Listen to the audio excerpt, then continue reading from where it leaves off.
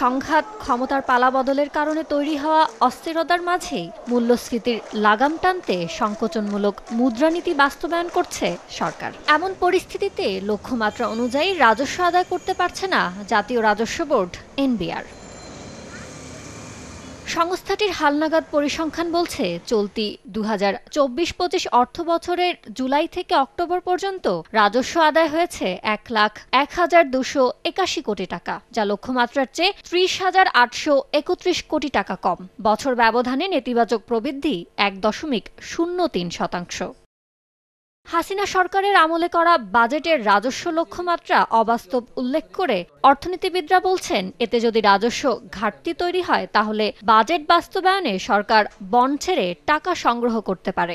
যে লক্ষ্যমাত্রাটা দেওয়া হয়েছে সেটা উচ্চাভিলাষী, মানে এটা আসলে অর্জন করাটা অত্যন্ত কঠিন এবং অসম্ভব বটে। এই রাজস্ব আদায়ের যে এখনকার ধারা রয়েছে সেটা যদি চলমান থাকে এবং ব্যবসায়ের পরিবেশে যদি দৃশ্যমান আরও উন্নতি না হয়, বিনিয়োগ যদি আরও না বাড়ে, তাহলে সেই ক্ষেত্রে হয়তো ঘাটতি আরও বেড়ে যেতে পারে, মানে বিশেষ করে রাজস্ব ঘাটতি।